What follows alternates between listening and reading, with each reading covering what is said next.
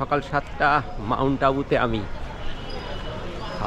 বেশ ঠান্ডা, দারুণ লাগছে, কনকনে শীত, দারুণ লাগছে। রাতে ঘুম ঠিকঠাক ছিল। গতকাল আমরা মাউন্ট আবুর সব কিছু দেখে নিয়েছি। তবে মাউন্ট আবুতে 2 দিন স্টে করতে হবে, 2 নাইট থাকতে হবে মাউন্ট আবুতে। হ্যালো, আমরা একটু তাড়াহুড়া করে, আমাদের হাতে সময় ছিল না, এই জন্য একটু তাড়াহুড়া করে মাউন্ট আবুকে কভার করলাম। তারা একদিন থাকার মতন জায়গা। আমরা এসেছি এমন একটা সময় যখন খুব ব্যয়বহুল মাউন্ট আবু। এতটা ব্যয়বহুল থাকে না, 1/4 থেকে 4 ভাগের 1 ভাগ অর্থ ব্যয় কিন্তু মাউন্ট আবুতে থাকা যায়। এগুলো আমরা খবর নিলাম, আসতে পারবেন, নো প্রবলেম। আমরা 5,000 টাকা একটা হোটেলে থাকলাম, একদম কোনো রকমের রাত কাটেনি, ব্যাসার কিচ্ছু নেই। একটা মাত্র টয়লেট, ইউরিনাল, 10 জন, খুব প্রবলেম। থাকতে হলো কষ্ট করে। আমি যাচ্ছি একটু লেকের ধারে, আর রাতে লেকটা দেখেছি, দিনের বেলা একটু দেখি লেকটা কেমন লাগে। আর ঘুরতে এসে ঘরে বসে থাকা, সকালে যোগ হয়ে গেছে, 1 ঘন্টা 1.5 ঘন্টা যোগের ক্লাস করলাম 5:30 থেকে 7টা অবধি, তারপর বেরোলাম। আর আমি গতকাল ভোরবেলা খুব তাড়াতাড়ি উঠেছি, 4:30টায় উঠলাম। উঠে দেখলাম যে ফাঁকায় সব স্নান টান সেরে নিতে হবে, পরে ভিড় হয়ে যাবে। হলো তাই, বাকি পরে যারা উঠেছে তাদের একটু ডিস্টার্ব হলো, কিন্তু আমি আমার কাজ করে নিয়েছি। চলো, রাতের দৃশ্য এখানে একদম আলাদা ছিল, এখন দিনের বেলা একটু অন্যরকম। সারা রাত লোক হইচই। আমি দেখলাম মূলত এখানে 2টি উদ্দেশ্যে মানুষ আসে। একটা হচ্ছে ব্রহ্মকুমারী হেড অফিস, আপনারা জানেন ইন্টারন্যাশনাল হেড অফিস হচ্ছে মাউন্ট আবু। এই জন্য ব্রহ্মকুমারীতে বেশ কিছু মানুষজন এখানে আসে, আর 2 আসে মদ খেতে। আমি যা দেখলাম এখানে খুব মদের বাহার আছে, ওপেন মদ বিক্রি হচ্ছে, প্রচুর মদের দোকান আছে, আর মানুষ নেশা করতে মূলত এখানে আসে। বেশিরভাগ মানুষ ওই উদ্দেশ্যে এসেছে। 2 একটা মন্দির আছে ভালো দেখার, ওগুলো মানুষ দেখে। চলো, ঠিক আছে। এখানে আছে টোড রক, এটা একটু দেখবো আমরা। রঘুনাথ মন্দির দেখবো, ন্যাশনাল বাটিকা, ভারত মাতা মন্দির, এগুলো একটু দেখবো। আমি একটু বেরিয়েছি, আমার হাতে ঘন্টাখানিক সময় আছে, এগুলো একটু দেখে নিই। চলুন, নাইস, সাথে থাকুন, মজার জিনিস। রাতের আহার করেছি, একটু কস্টলি আছে, কিন্তু চলো, বাইরে এসেছি। এই এখানে বড় বড় সব রেস্টুরেন্ট আছে। আমরা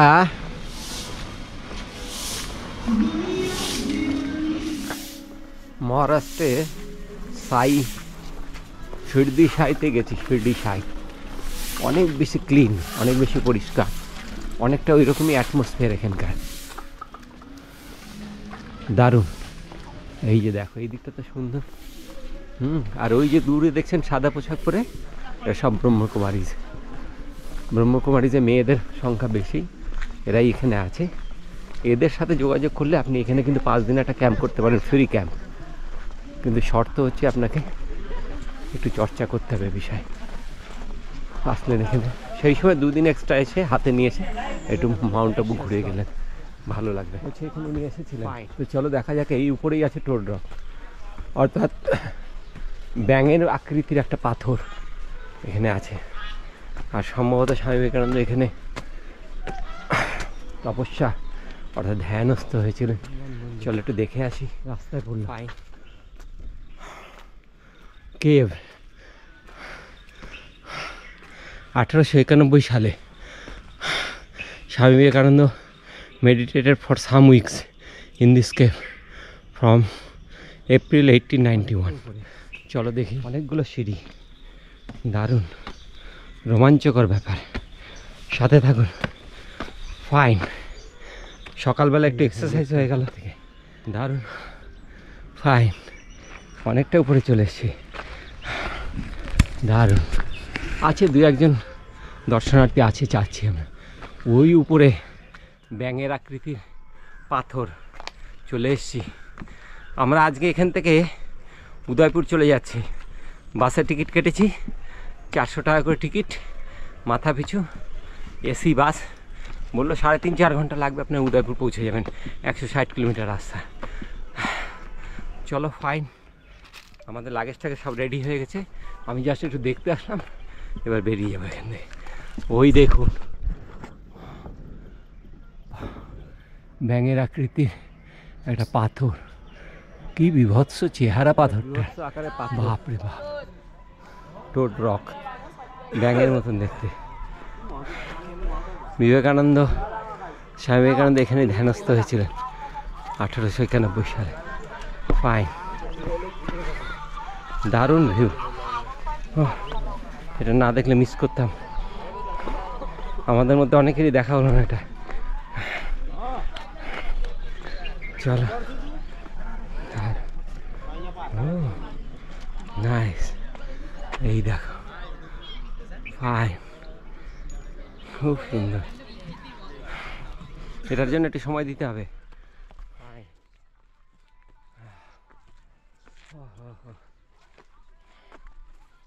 দারুণ।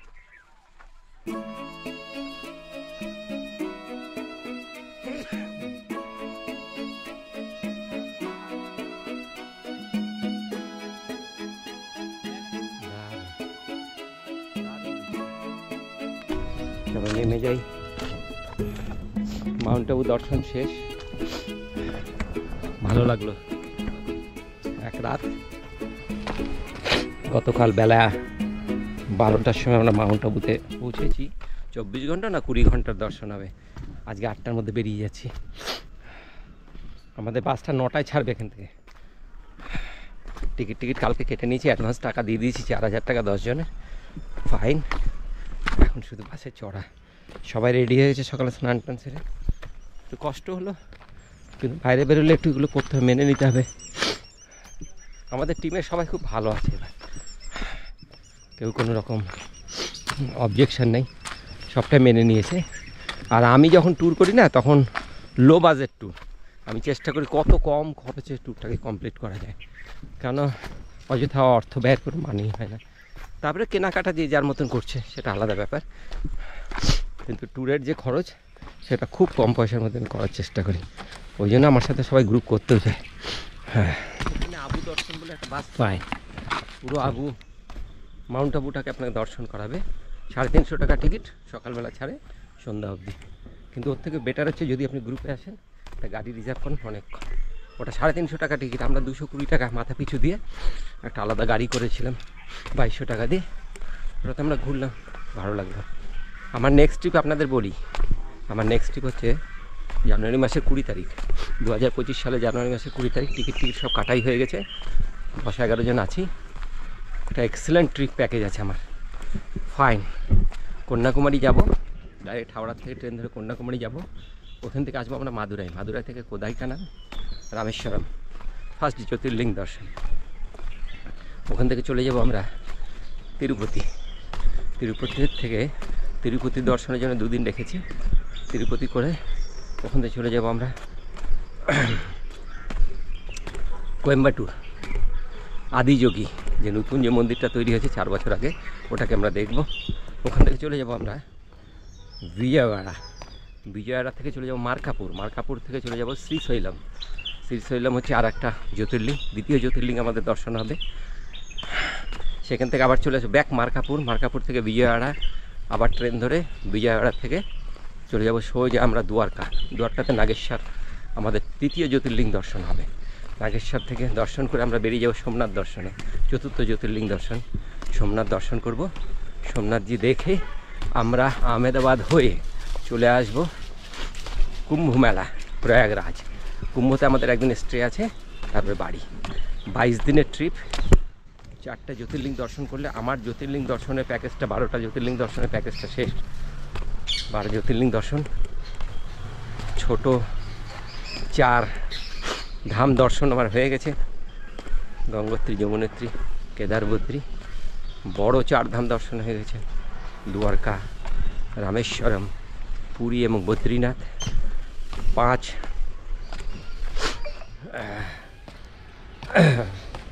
পঞ্চপ্রয়াগ হয়ে গেছে, পঞ্চকেদার হয়ে গেছে, পঞ্চবদ্রী, সপ্তবদ্রী এবার করতে হবে। ওটা আমার টার্গেট আছে। ডিসেম্বরে আমার সম্ভবত অমরকণ্টকে একটা প্ল্যান আছে, দেখা যাক মধ্যপ্রদেশ করা যায় কিনা। টিম তৈরি হলে চলে যাব অমরকণ্টক। ফাইন, সাথে থাকুন, যোগাযোগ করবেন আমার সাথে, ট্যুর প্ল্যান করে দেবো ভালো করে। এছাড়াও যদি আমার সাথে যেতে চান তাহলে খুব কম খরচের মধ্যে আপনি ট্যুর করতে পারবেন, বেশ কম খরচের মধ্যে হয়। যখন আপনি বাইরে ট্যুর করতে যাবেন না, তখন দেখবেন কিছু কিছু ক্ষেত্রে কিন্তু কথার খেলাপ হবে, যে আপনি কন্ট্যাক্ট করবেন সেই মতন কিন্তু কাজ হবে না। আমাদের তাই হলো, আমরা বুঝতেই পারিনি যে একটা ছোট বাস দিয়েছে, হ্যাঁ, একটা 22 সিটের বাসে আমাদের রিজার্ভ কন্ট্যাক্ট করেছে, এসি বাস যদিও, কিন্তু এই বাসটা অত কমফোর্ট না, একটা বড়, আমরা ভেবেছিলাম বড় বাস উদয়পুর যাওয়ার জন্য 400 টাকা ভাড়া নিচ্ছে, একটা ছোট্ট 22-24 সিটের বাস হবে। আর আমাদের এত লাগেজ আছে, লাগেজ রাখতে খুব প্রবলেম হচ্ছিল। রাত্রে আমরা বুঝতেই পারিনি ওরা এসব করেছে, যখন টাকা নিল তখন এইসব প্রসঙ্গ করেইনি, আর বাধ্য হয়ে আমাদেরকে উঠতে হলো। যাই হোক, আমরা মাউন্ট আবু দেখলাম, খুব সুন্দর লাগলো মাউন্ট আবু। আপনারা মাউন্ট আবুর জন্য একটু সময় দিবেন। এই রাস্তা যাওয়ার পথে একটা দোকানে দাঁড়িয়ে একটু চা পান হলো, তারপরে আমরা ঘন্টা 4 বাস স্ট্যান্ডের কাছে শ্রী পণ্ডিত ধর্মশালাতে আমরা উঠেছি। মোটামুটি ঠিক আছে, আমাদের জন্য একদম ফার্স্ট ক্লাস আছে। দেখুন, এই সব হোটেলে কিন্তু অটোওয়ালাদের কমিশন নেই, এই জন্য ওরা এইসব হোটেলে খোঁজ দেবে না, এই জন্য আমি দিয়ে দিলাম এটা। আমি এদের কার্ড ফার্ড আমার পোস্টে গ্রুপে দিয়ে দেবো, আমার ভিডিওতে দিয়ে দেবো এদের নাম্বার টাম্বার কার্ড। একদম বাস স্ট্যান্ডের পাশে পায়ে হাঁটা দূরত্বে। মোটামুটি দেখলাম 350 টাকা পার হেড পার ডে রুমে ফাইন। ভালো, ঘরগুলো বড় বড় আছে। আর এটা এখন একটু সিজন আছে, অফ সিজনে এত থাকবে না, কিন্তু ধর্মশালা বটে, কিন্তু অধর্মের কাজ চলছে এখানে। ভিতরে দেখি মদের বোতল ভর্তি। ম্যানেজারকে ডাকলাম, এ তো ঘোর अन्याय, आप धर्मशाला नाम रखे हैं और पूरा अधर्म का काम कर रहे हैं। हाथ जोड़ कर बोलছে ভুল हो गया, हम देखते पूरा सफाई, একদম সব সাফাই টাফাই করে দিয়েছে। চলুন সাথে থাকুন। আজ আমরা উদয়পুরে 5/11/2024 তারিখ, এখন বিকাল 5টা বাজে। একটু রেস্ট নিয়েছি আমরা, একটু চা পান করলাম, রেস্ট নিলাম। এখন বেরোচ্ছি, এখানে 2-3টা পয়েন্ট দেখবো। অটোওয়ালা কথা বলেছি 150 টাকা পার হেড, মোট আমরা 10 জন যাচ্ছি। 1500 টাকা দুটো অটো ঠিক হয়েছে। এই অটোতে করে এখন যাব আমরা 3টে পয়েন্ট দেখব। ফেসাগর লেক, ওইখানে আমরা থাকবো সন্ধ্যাবেলা, জায়গায় খুব অপরূপ দৃশ্য, ওগুলো দেখে আহার করে বলেছি মার্কেটে নামিয়ে দিতে। ওখান থেকে একটু বাজারঘাট করবো না, বাজারটা একটু দেখবো। বাজারঘাট করা যাচ্ছে না, করতে তো ইচ্ছা করছে, যা দেখবেন তাই কিনতে ইচ্ছা করবে, ব্যাগ যে ভরে যাচ্ছে, ওই জন্য আর কিছু করবো না। কাল সারাদিন আমাদের উদয়পুর ট্রিপ আছে, কাল সারাদিন আমরা উদয়পুরে আছি, ঘুরবো, এখানকার খাবার খাবো, একদম মস্ত, খুব আনন্দে আছি আমরা। সবার মোটামুটি সবাই সুস্থ আছে শারীরিকভাবে, এটাই সব থেকে আনন্দের। চলুন, শেষের আগের দিন আমরা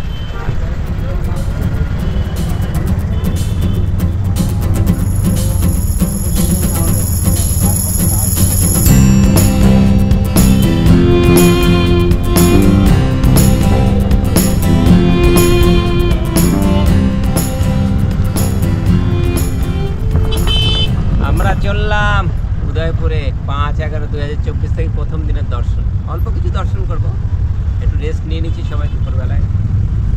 এই দেখো কেনাকাটার পাহাড় আছে এখানে, রাতের আলোতে শহরের চেহারা বদলে যাবে।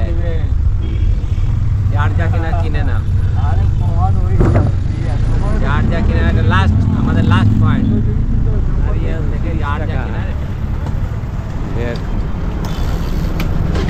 30 रुपया, 30 रुपीज़। हाँ, कैसे देते हो? सब जगह 60 टका 70 टका, हाँ, सब जगह 60 रुपया करके दाम है। ये सब पागल है, हम समझदार हैं। हाँ, ये कितना है? ये 30 30 लीजिए, 30 रुपीज़। काटिए काटिए, अच्छा वाला, अच्छे वाला। 30 টাকা করে ডাব এই প্রথমবার পাওয়া গেল রাস্তায়। আর রাজস্থানের মতন জায়গায় 30 টাকা ডাব, তাই সবাই একটা একটা করে খেলো। খুব দারুণ ছিল ডাবটা, আমাকে তো মানুষই খাওয়ালো একটা, স্যার আমি আপনাকে। সার্কেল ডাব খেলাম 30 টাকা করে। এবার চলো দেখা যাক।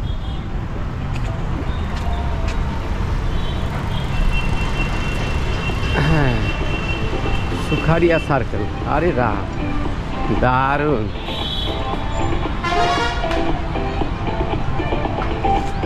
ओ पापी, ओ पापी, ये नहीं चलता है, ये बड़का वाला ओ कब? ओ हाँ, ये पार्क है ना, ये पूरा पार्क है, सुखारिया सर्कल। हाँ, सुपर से বাহ, এখানে বিভিন্ন শহরে দাম চক্কর আছে, এইগুলো সব অটোওয়ালার সাথে কানেক্টেড, এরা কমিশন আছে। এই জায়গায় জিনিসপত্র কেনার কোনো মানেই হয় না, সমস্ত জিনিসের দাম বেশি। দু একটা পছন্দ হলো কিনলে ফুটপাতে অ্যাভেলেবেল পাওয়া যাচ্ছে। এই যে আর্ট গ্যালারির নাম দিয়েছে, আর্ট গ্যালারির ভিতরে চলছে ওই গলা কাটা। আমরা দেখলাম না, সময় নষ্ট করে লাভ নেই। দারুণ প্রোগ্রাম, বেরিয়ে পড়লাম। চলো सहेली की बारी, क्या बन रहा है? अच्छा टेस्टी है।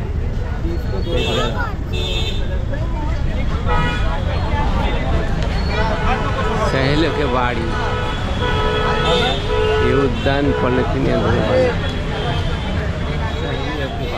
পিছনে ইতিহাস আছে, ইতিহাস পরে হবে, আগে তো দেখেনি।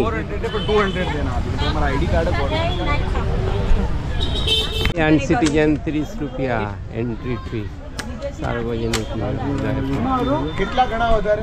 ফাইন। 1710 থেকে 1734 সালে বানানো রাজ পরিবারে যে মহিলারা রয়েছেন তাদের আনন্দ উদ্যান। ওয়েলকাম।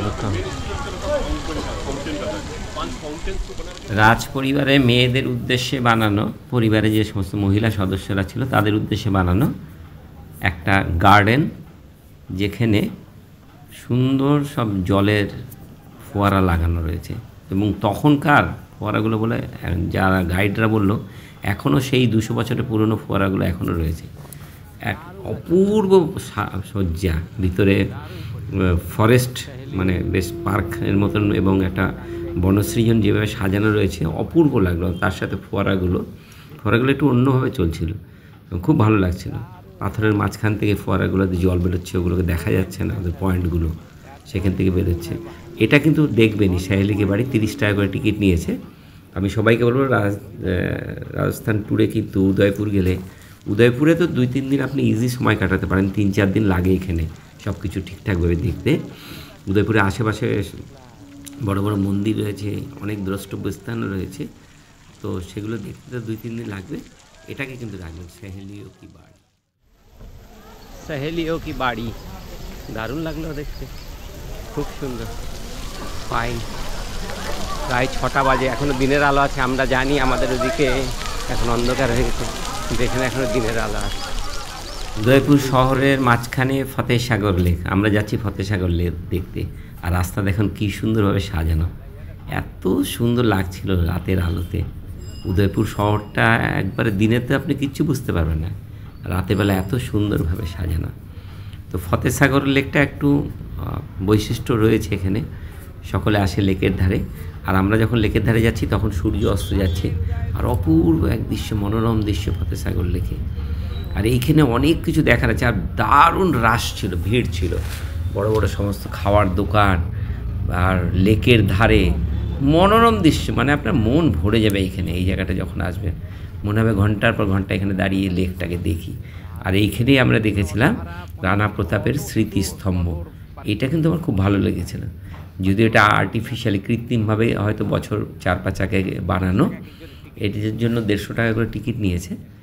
রাজস্থানে বেশিরভাগই আপনি যাই দেখবেন না, কিন্তু টিকিট আপনাকে দিতে হবে। এই জন্য রাজস্থান ভ্রমণ খুব ব্যয়বহুল ভ্রমণ, এখানে খুব অর্থ ব্যয় হয়।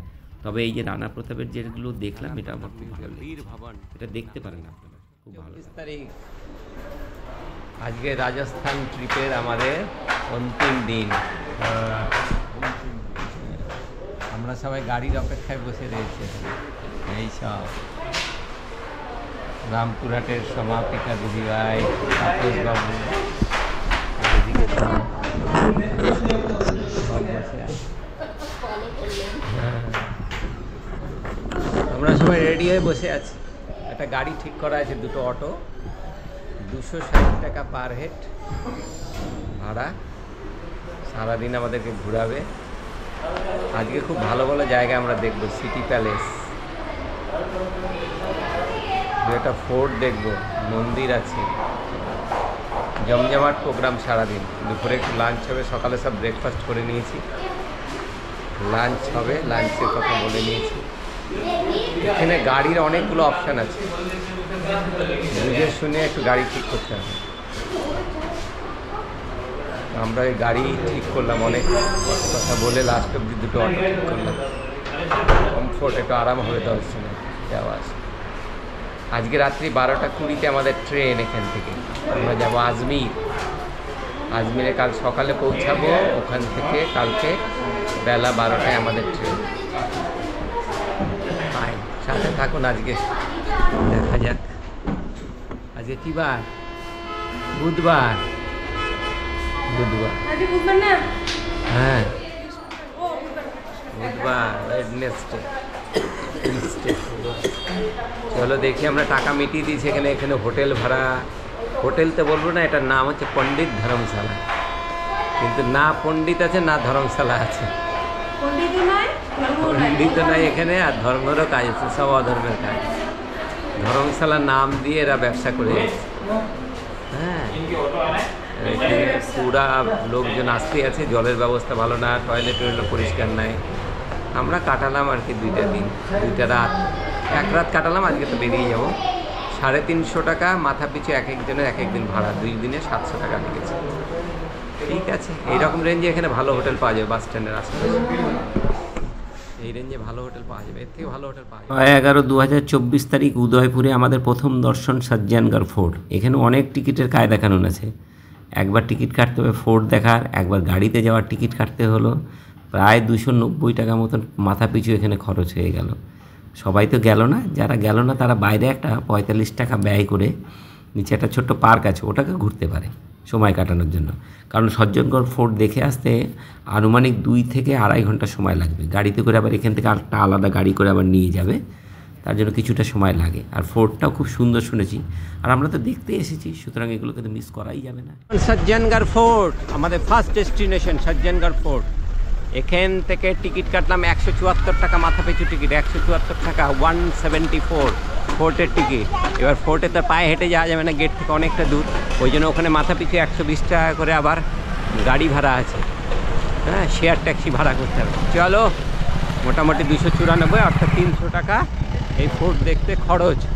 এসেছি যখন একটু খরচ করি, আর কি করা যাবে। এই যে সজ্জনগড় ফোর্ট सामने का, दारुण। 120 रुपया भाई साहब ने बना दिया, पर हेड 120। और आगे है गाड़ी, ये लेना है गाड़ी यहाँ से।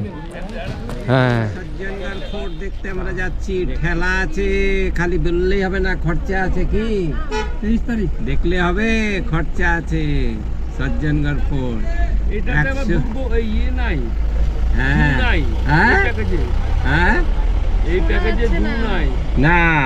174 টাকা নিল ফোর্টের এন্ট্রি ফি, আর 100 টাকা 120 টাকা নিল গাড়ি ভাড়া।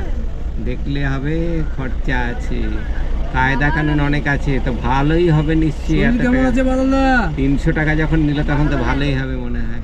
দেখা যাক, সাথে থাকেন, আপনারা বাড়িতে বসে দেখেন, আর আমরা খরচা করে করে আপনাদেরকে দেখাই। এই আনন্দ আর কি, আপনি দেখেই আনন্দ পান, আমরা ঘুরে আনন্দ। সজ্জনগড় ফোর্ট দেখতে গেট থেকে আবার আলাদা করে একটা গাড়ি আমাদের ভাড়া করতে হলো। তার ভাড়া ছিল 120 টাকা। 4.5 কিলোমিটার রাস্তা, আপ ডাউন 9 কিলোমিটার, মানে এক টিকিটে 120 টাকাটা আপনি আপ ডাউন করতে পারবেন। ফোর্ট দেখা হয়ে গেলে আবার টিকিটটা সাথে রাখতে হবে, আবার যে কোনো গাড়িকে দেখালে সে আবার নিচে নিয়ে আসবে। দেখুন, আমরা যখন রাজস্থানে বেড়াতে গেছি তখন কিন্তু এই সমস্ত খরচ খরচা আর হিসাব করছি না। আমরা দেখতে গেছি তো দেখতেই হবে, আর কিছু করার নেই। বাইরে রোদের বেশ তেজ আছে, নভেম্বর মাস। এই পার্কিংয়ে গাড়িটা রাখা থাকলো, আর বলে দিল আপনারা যে কোনো গাড়িতে ফিরে যাবেন টিকিটটা দেখে। আর দূরে ওই যে ফোর্টটা দেখা যাচ্ছে। এই সমস্ত ফোর্টে কিন্তু সিনেমার শ্যুটিং হয়, এবং শ্যুটিং স্পটই, দৃশ্য অপরূপ দৃশ্য। আপনি ফোর্টের উপরে যখন যাবেন একদম মানে পাগল হয়ে যাওয়ার উপক্রম। এত সুন্দর, এত আর্টিফিশিয়ালি, পুরো কৃত্রিমভাবে পুরো ফোর্টটাকে চারিদিক দিয়ে গাছপালা দিয়ে সাজিয়ে রাখা হয়েছে। আর ফোর্টের ভিতরটা অত কিছু নয়, কিন্তু বাইরে থেকে ফোর্টটা একটা বিউটিফুল লুক ছিল, দারুণ লাগছিল দেখতে। আর উপর থেকে উদয়পুর শহরটা দেখার মতন ছিল। আর এই ফোর্টের জন্ম বৃত্তান্ত যা একটু সংক্ষেপে এখানে একটা ইসের উপর লেখা রয়েছে, ওটা আমরা একটু দেখলাম। প্রায় 200 থেকে 300 থেকে 250 বছর পুরনো এই ফোর্ট। আর তখন ফোর্টগুলো রেখেছিল কারণ কি, এখানকার রাজারা এই সমস্ত ফোর্টগুলোতে থেকে তাদের শাসন ব্যবস্থা চালাতো। তারা ভীতু ছিল, ভয় পেত তারা, এই জন্য তারা নিজেদেরকে খুব সুরক্ষিত রাখার জন্য এগুলো ফোর্টগুলো বানিয়েছিল, যাতে কেউ তাদের আক্রমণ না করে। এখানকার দৃশ্য এত সুন্দর ছিল উপরে, যারা আসলো না কয় সবাই যায়নি, আমাদের খুব আফসোস হয়েছিল। তারা যদি আসতো, উপর থেকে এত সুন্দর লাগছিল উদয়পুর শহরটা দেখতে। নিচে ওই দেখো দূরে উদয়পুর শহর, আর ওই যে ফতেসাগর লেক দেখা যাচ্ছে। চারিদিক উদয়পুর আমরা অনেকক্ষণ ছিলাম এখানে। এক অপূর্ব আর ভিতরে একটু মিউজিয়ামের মতন করা রয়েছে ফোর্টের ভিতরে। তো খুব গুরুত্বপূর্ণ তেমন কিছু না, তবে ফোর্টটার লোকেশন খুব ভালো এবং 250 বছরের পুরনো একটা স্ট্রাকচার, যেখানে একটা সময় রাজারা থাকতেন। আর তার ভিতরে আমরা একটু যাই, দেখি এখানে একটা প্রদর্শনী চলছে, দেখা যাক দেখি। এই হচ্ছে ফোর্টের ভিতর, মহারানা সজ্জন সিং।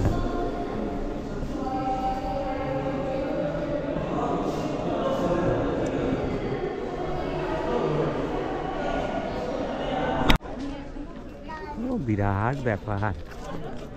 হ্যাঁ, ওই দেখো